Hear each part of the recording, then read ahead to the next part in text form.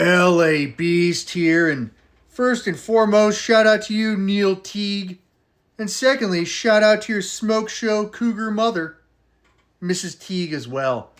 And today, even though, you know what, I'm 30-something days late and $1 and a donut short, on behalf of Ross and myself, we say, heck yeah, friend, happy 41st birthday. Now, and you know what, I think it's amazing that your mother's a cougar, but also I think it's amazing, Neil and Ross, that you've been friends ever since high school. Now, and here's an example. This photo was taken back in the year 1990. There I am. I was wearing a Teenage Mutant Ninja Turtles shirt, but that guy right there, that's Robbie, and that guy right there is Dan. And it's pretty cool that in 1990 we were in first grade, and then here we were in high school. There I was. There's Dan, there's Rob, and then that's our friend Chris, who has a giant head.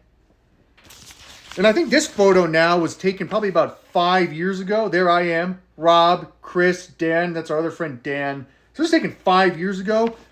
And right now, because we're here on July 10th, 2026, in the next 2 or 3 days, it's like we're all getting together again. No, so the one thing, Neil and Ross, that I appreciate is your friendship that you've had for one another, to where Ross saying that your mom is a smoke show, Neil, you have to accept it. You don't have to accept it. Maybe both of you quite possibly have a photo like this one. This was taken, at least for me, back in 1987, as I received the best-selling toy of the holiday season, a Teddy Ruxpin. Hey, I look like a demon child, but I guarantee on the inside, there was some ounce of happiness at least. I don't know, were you a bandwagon? The message is going right down the shitter. Were you a bandwagon Chicago Bulls fan like I was? I don't know. Maybe you don't like sports whatsoever, Neil and Ross. But what I used to do in 1997, I would lower the basketball hoop so I could slam dunk all day long. There I was. I was determined. Now, so quite possibly you have some photos like that. And may I suggest, being that, hey, I'm 42, you're 41, we're all kind of the same age here, born in 84, 85. Maybe you also grew up eating old school Butterfinger candy bars. I don't know. You know what? Does Bart Simpson still promote Butterfinger candy bars? I don't think so. 2 years ago, what I did, I consumed 30-something-year-old Butterfinger candy bars. The thing that I learned about chocolate, and especially chocolate peanut flavored things from our childhood, that stuff tastes like acid raindrop chemicals. So, you know what? Just take my word on it. Enjoy your favorite treats from your childhood that are fresh here today in 2026. You know what, Neil? You do whatever the hell you want to do. Which, you know what? I would hope that you'd be playing your PC video games. And you know what? Well, I have a PC video game in my hand, and this is the only PC video game that I have right here, right now. You too can also play this, quite possibly, if you just get some Windows 95. And if you can read backwards, you can also play, made by the Maxis company, SimCity 2000. There it is. Honestly, I bet you could find a Windows 95 computer for a decent price on eBay nowadays. I played this game probably only a couple times, and one time I was able to build a thriving metropolis, which is actually pretty amazing. Then every other time I tried to play SimCity 2000, I suck at this game. But nonetheless, that's an example of a PC video game. And you know what? I've never met your mother. I don't know what your mother looks like. But the one thing that I've learned, especially over the years, and especially in the summer of 2013 when I went to the Venice Beach Freak Show, I learned beauty. Beauty is not only within the eye of the beholder, but beauty is within. Okay? And you know what, Neil? I don't care what your mom looks like, because she's a beautiful person on the inside. Just like when I met in 2013 this bearded lady. A guy was swallowing a sword, another guy was spitting fire. Like, I didn't even look at those two people. I was like, hell yeah, it's a bearded lady. And I took a photo. Probably one of the nicest people I ever met. So shout out to beautiful ladies, whether they have beards or whether they're cougars, specifically like your mother, Neil Teague. You know what, Mrs. Teague? Give me a call. Don't give me a call because I'm married, I'm happy, and I love my family. Are you having... Jesus, we're gonna wrap this up here. Are you having trouble dealing with a lazy coworker at work? I've been there, and I've done it. And you know what? Here I was. People always tell me, get a real job, L.A. Beast. And I say, fuck you. Like, I used to sell beer in New York City. And what I would do, I would recognize opportunities. Like, not only did I knew that, like, the 6-pack of Becks were flying off the shelf. I went up to the manager. I was like, we have a 5-case deal on 24-ounce Becks. You'll get, like, $30 off a case. I scoped the store. I saw a perfect place where we could put this. And like, as soon as I send it in, I'll set it up and I'll keep that shit flowing through your cash registers until you're a rich man. And like the guy's eyes lit up. He's like, let's fucking go. And then like, I put the Beck's display in front of the competition. Like nobody could buy this guy's beer because I would always like put the Beck's in front of it. So I was not a lazy coworker. I can understand, like, if you're working your ass off and, like, the person next to you, like, is dragging you down, that's not fun. So what you quite possibly want to do, Neil, inside, you probably, just like Terry Tate, the office linebacker, maybe you want to tackle your coworker. Like here I was in high school tackling the quarterback. And you know what? The guy, he fumbled the ball. I recovered the fumble. That guy right there was looking at his head because I face masked the guy. Like none of it counted. But like you know what? That's probably not the best option. Hey, do you play music in the office, Neil? I don't know, but if you do and you have a guitar, if your lazy ass coworker is pissing you off that day, the last thing you want to do is utilize a guitar like a baseball bat and or like a weapon, and especially upon your coworker. That's grounds for being fired. But if he did, just know this. Using a guitar like a baseball bat and or like a weapon, the guitar strings will cut your fingers open. I don't know why they're sharp, but guitar strings will do that to you. So that's not a viable option.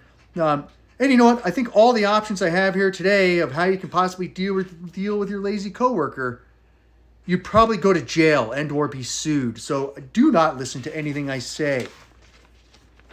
The last resort, I would say, hey, like if you have a refrigerator where everybody puts their lunch, just chuck a couple sugar-free gummy bears onto your lazy coworker's sandwich.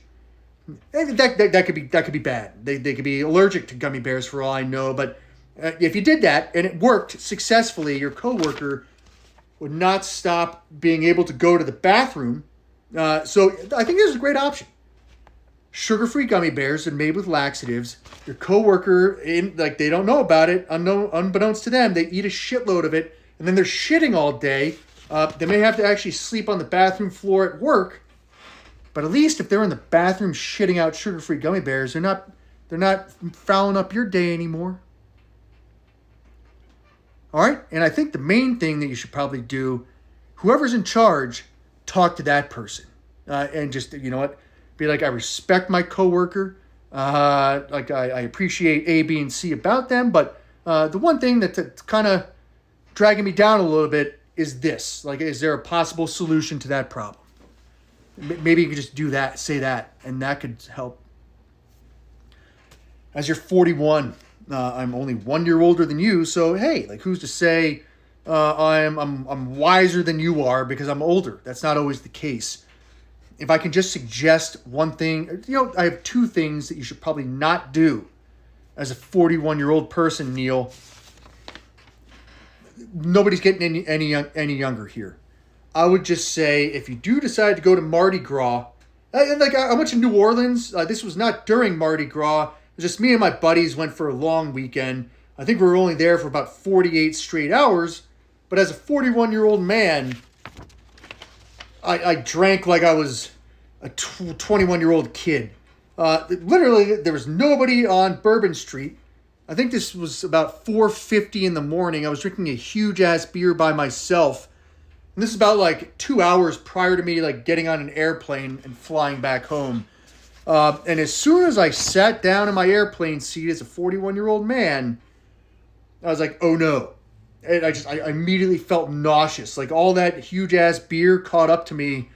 I was like sweating, literally dripping sweat from my face, trying not to throw up because children were boarding the airplane. So I had the spew bag in my hand. I was like, I cannot throw up in front of these children. So dripping sweat, these two young ladies sat down next to me. And what I had to do for the 3-hour flight to feel better, sweating profusely. I felt like I was going to die, and I was passing gas the entire flight. And then everybody got off the airplane when the plane landed. The crew came in. They started cleaning the plane. And I was like still sitting there. They're like, sir, we need to board the airplane. Do you need a wheelchair? And I was like, yes, please. So as I got wheeled off the airplane, everybody that was waiting to board the plane was like looking at me they were like, fuck you, asshole. And then I spewed into a garbage can in front of all those angry people. Don't do that. And then also, I would say, sure, I once ate an entire box of Fig Newtons. They're delicious cookies. And what eating an entire box of that does, it clogs your butthole. So it's like you can't go to the bathroom. Like your stomach feels like it's in knots. And that same feeling is well, you know what? It's not the same feeling as eating an entire glass of sand. And sand is just thousands of little tiny rocks, and ingesting thousands of little tiny rocks into your body, to me, it felt like a leprechaun with Wolverine claws for like 18 hours was in my stomach. And I've witnessed my wife give birth to our baby son. I'm saying this has not been scientifically proven that eating a glass of sand, Neil and Ross, is equally as painful, quite possibly, as childbirth. So just be careful on your sand intake, Neil. Shout out to your mom, because you know what? I'm sure if she went to the beach in a bikini, she'd be a hot smoke show. So you know what? Let's just take a step back here before I get my ass kicked. Let's get our bearings straight. And let me conclude this message by saying, thank you, Neil. Thank you, Ross, for all your support. I have an idea that I would like to get done during the summertime, and then that needs a little bit of planning there. I need to think of another easier idea to get done ASAP. I know that it's been slow to get the ball rolling here on YouTube, but I'm here. YouTube has pissed me off so many times that as long as I'm willing and able, I will always do my best to continue to create. So I appreciate you both. One thing I would suggest as a older, middle-aged middleman, Neil, don't forget to stretch every day. It gets the blood flowing. A great middle-aged man exercise that I love to do, getting outside, mowing the lawn, just putting on my favorite music, getting the fresh air. I think to put your phone down and go for like a mile walk every day, it can go a long way. I don't know. I work in social media. I'm looking at my phone all day, but I always set time aside to get outside and get some fresh air. That's important. So, and again, you're a grown-ass man. I'm sure that you have your own schedule, and whatever that schedule may be, I wish that good things fit themselves into your path and journey of life here in your 41st year, my friend. So, to Neil, to Ross, to your friendship, I hope your friendship continues to grow. I apologize for calling your mother a smoke show. Again, I have not been friends with you since high school. I've never met your mother, so I have nothing but respect, Neil, for your mom. So thumbs up. Appreciate your support. Let's rewind it back to 1988. I'll give you a double thumbs up as I say, this is the LA Beast. Have a good day.